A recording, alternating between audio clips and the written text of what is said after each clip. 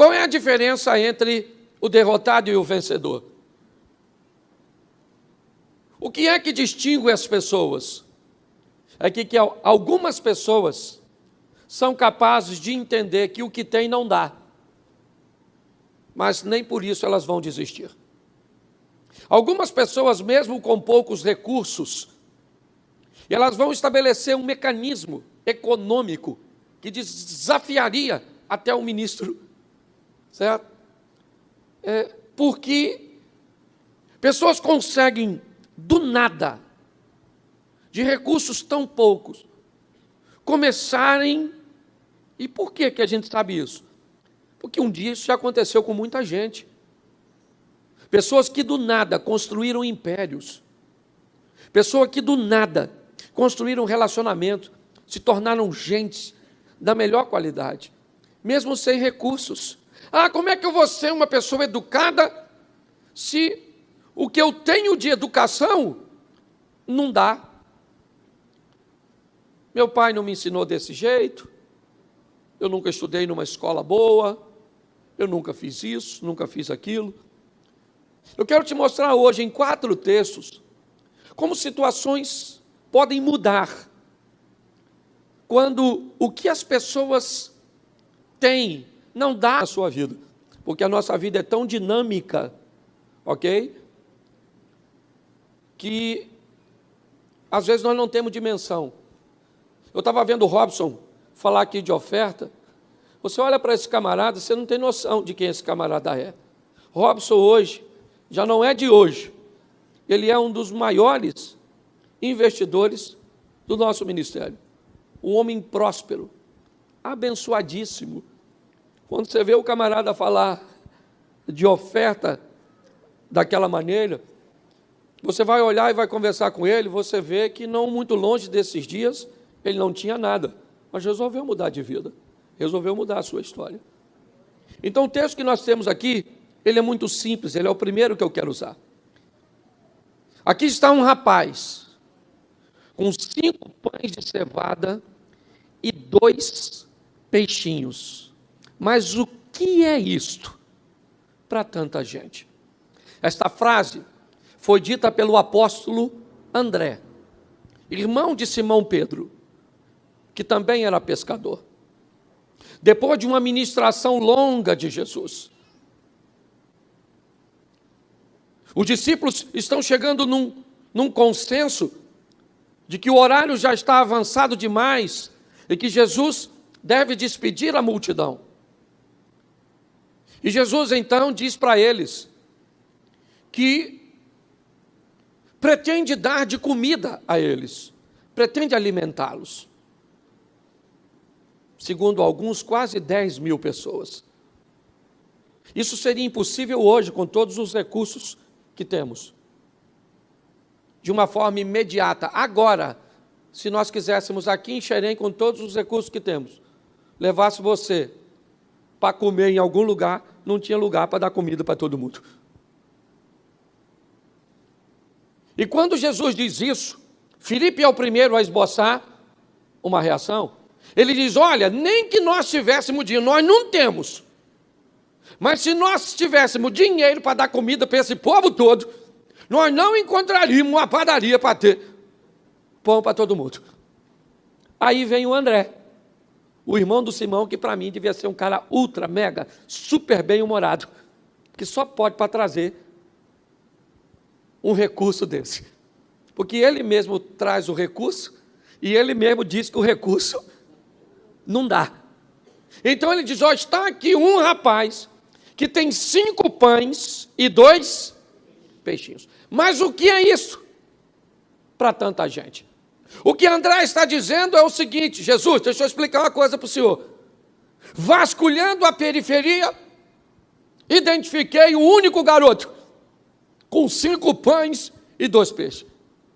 Mas já que o intuito do senhor não é comer, simplesmente, é alimentar todo mundo, já vou logo avisando que o que nós temos não dá. Não vai rolar, Jesus. É impossível. Só que quando nós olhamos para o verso 11, então, Jesus tomou os pães. Vamos lá. Quem foi que levou os pães? O menino. Na mão do menino, não vai rolar. Na mão do menino e na cabeça do garoto, os 5 pães e 2 peixes são apenas para ele. Quando Jesus manda André abordar o menino, provavelmente o pão saiu da mão do menino e foi para a mão do André, que olhou e disse: Jesus, o que temos aqui é 5 pães e 2 peixinhos, e o máximo que nós vamos fazer. Ou seja, na mão do Pedro também não ia rolar, ou na mão do André. Mas o texto diz que quando aquilo que estava na mão deles não era o suficiente ou não dava para resolver o problema, o que eles tinham foi para a mão de Jesus. Então Jesus tomou os pães. E quando Jesus toma o que não dá na mão deles, as coisas vão tomar uma outra conotação. O que eu queria que você entendesse hoje é que não dá para você, mas pega o que não dá para você e coloca na mão de quem pode resolver. Sabe qual é o problema? É que nós não damos as coisas para Jesus resolver, nós damos para Ele segurar.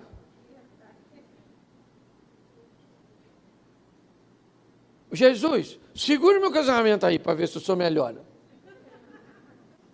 Essa mulher é doida, esse homem doido.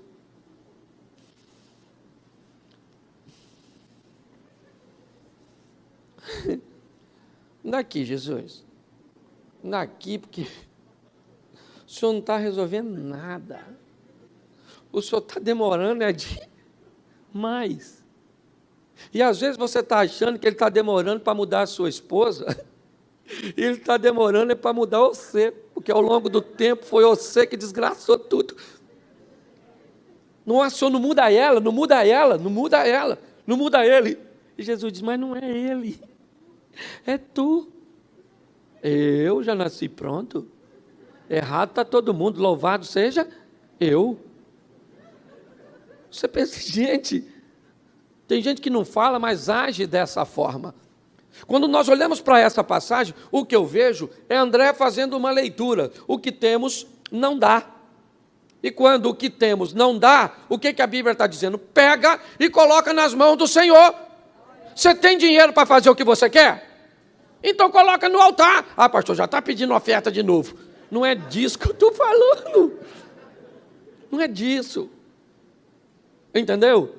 Para você colocar seu dinheiro nos pés do Senhor, você não precisa trazer para a igreja. Para com isso. Você precisa assumir um compromisso entre você e Ele. Não estou dizendo que você vai abrir mão da fidelidade. Eu vou até te mostrar um próximo ponto.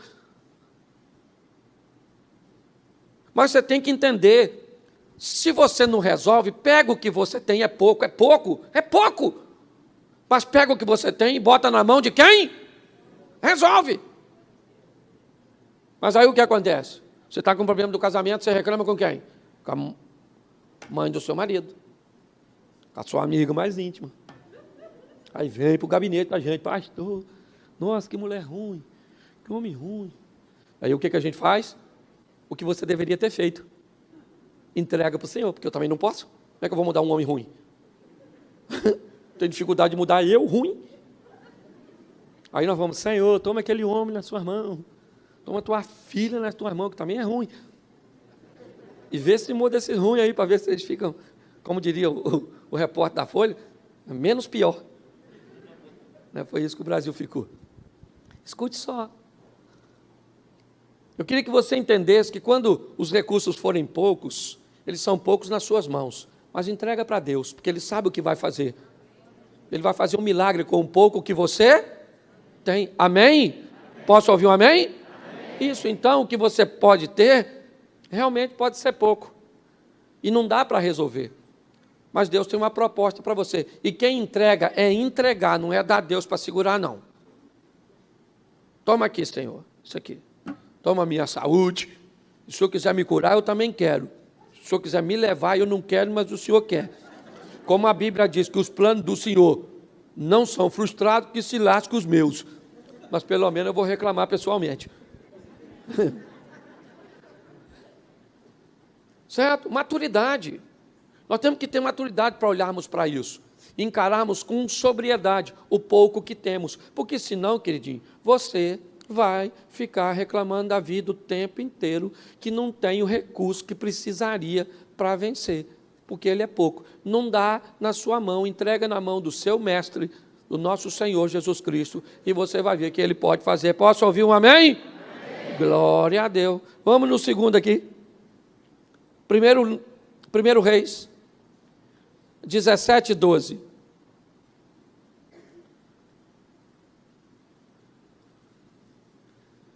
Mas ela respondeu: juro pelo nome do Senhor, o teu Deus, que eu não tenho nem um pedaço de pão, só um punhado de farinha num jarro e um pouco de um azeite numa botija. E estou colhendo uns 2 gravetos para levar para casa e preparar uma refeição para mim e para meu filho, para que comamos. E preste atenção. O que acontece? O profeta chega na casa dessa dona. Quando ele chega lá, ele diz para a dona: dona, a senhora me dá uma água? Ela diz: beleza, estou indo buscar. Ele diz: mas para falar a verdade para a senhora, também estou com uma fome danada. A senhora traz um bolinho para mim? Ela falou: o bolo não rola. Deixa eu explicar uma coisa para o senhor. O que eu tenho não dá.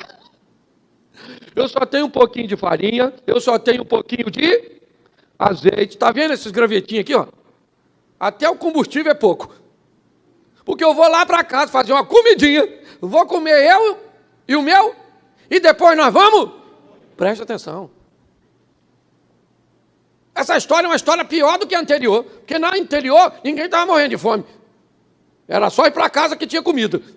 Mas nessa aqui a mulher falou: o que eu tenho não, e a minha vida está no fim. Está acabando. Já já eu e meu filho vamos morrer de inanição. Não vai ter comida para a gente. É o que ela está dizendo. O que eu tenho não dá. Não dá para mim direito, não dá para o meu filho, e quanto mais para o Senhor. Verso seguinte. Verso 13.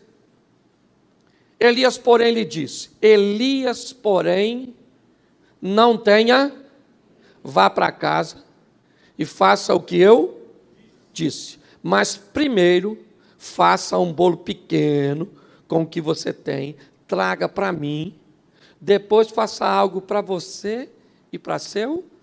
Preste atenção. Ela disse: o que eu tenho não dá. E Elias sabe. Ela está mentindo, sim ou não? Não. Ela está falando a verdade. O que ela tem não dá. Porque hoje o que você tem não dá para consertar seu casamento. Hoje o que você tem não dá para pagar suas dívidas. Hoje o que você tem é pouco. Não dá. Ela não está mentindo. Mas quando ela vai expor a sua situação para o profeta, olha só, esse profeta é o camarada que Deus estava alimentando com pão e carne trazido por corvo. A água do ribeiro onde ele estava secou. Gente, a água não secou à toa. O Deus que provia para Elias é o mesmo Deus de Moisés. Ele tem poder para tirar a água da rocha, para fazer a água brotar. Por que é então que ele manda Elias ir para Serepta? Porque a estrutura de perseguição de Acabe já está chegando em Querite. Acabe busca capturar Elias. Quando Deus diz para Elias: vai para Sarepta, ou Serepta, que pertence a Sidom, fora dos termos administrativos de Acabe, o que ele está dizendo é: Acabe não vai te procurar lá. Vá para o outro lado da fronteira e fique lá. E lá eu já providenciei recursos para você, através de uma viúva. Deus não está precisando da viúva. Não está. Quem está precisando é a viúva. Porque o que ela tem, não dá. E se o que ela tem não dá, sabe o que Deus vai fazer? Vai levar um homem de Deus, para que ela possa cuidar. O que Deus diz para mim, gente, eu vou falar para vocês, pensa num milagre. Eu vivi hoje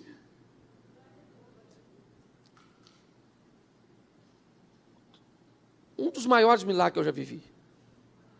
Hoje, de provisão. Porque eu aprendi uma coisa. Primeiro, deixa eu falar para vocês como pastor de vocês, ou da grande maioria, como é que eu lido? Eu nunca pedi a Deus dinheiro. Eu sempre apresentei a Deus projeto. Eu não peço a Deus dinheiro. Eu apresento o projeto e se Ele liberar a verba, o projeto sai. É assim que funciona. E há muito tempo atrás, numa oração, eu senti no meu coração Deus falar comigo: o dia que tudo que você tem for meu, tudo que eu tenho é seu. Eu não estou querendo persuadir vocês usando esse texto, mas o que a Bíblia está dizendo para essa mulher é: pega o que você tem e pega um pouco e investe no profeta,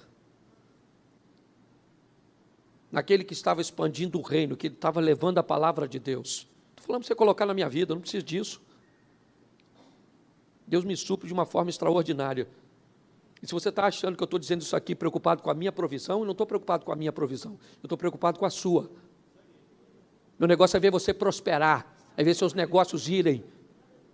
Todas as vezes que eu passo aí em muitas lojas e lugares de pessoas que estão aqui, eu abençoo, deixo uma palavra de bênção, porque eu quero ver você comendo, bebendo e vivendo melhor nessa terra, porque você merece. E quem falou isso não fui eu, foi Deus. Mas o que a Bíblia está dizendo aqui, é que ela está dizendo: olha, o que eu tenho não. Então ele disse: então faça primeiro para mim, depois para você e para seu filho, e eu vou dar garantia a você, que a farinha e o azeite não acaba da panela até que volte a chover nessas terras. Se você não tem o que dar, pega o que você tem e trata com fidelidade. Seja fiel a Deus. E você vai ver como a sua história vai mudar, como as coisas vão se encaixar. Ela poderia dizer para ele o quê? O senhor está louco? Faz primeiro para mim. Tirar da boca do meu filho para dar. Mas ela acreditou. E ela foi fiel. E quando ela foi fiel, ela viu o céu se abrir a seu favor. Ela sabia que aquela farinha aí, que aquele azeite, até porque, meu irmão, o negócio ficou um tempão sem chover. Quanto tempo foi? Você lembra? Vamos lá, gente. 3 anos e? 3 anos e? Pensa. Vamos imaginar que com 3, 4 meses, Acabe estava chegando ali. Pensa, no mínimo, uns 2 anos, talvez. Olhava lá, farinha e o azeite. Eu imagino um menino que normalmente criança é curiosa. Mãe, vê lá. Não olha, nem olha, menino. Nem olha, senão desanima. Só derrama. Virava e sai farinha. Virava, sai azeite. Você precisa viver o incrível, sensacional, extraordinário. Os céus precisam ser acionados. E para o céu ser acionado, você precisa ser fiel. Você quer mudar sua vida e quer ver recursos virem na sua direção? Aprenda a lidar com isso. Posso ouvir um amém?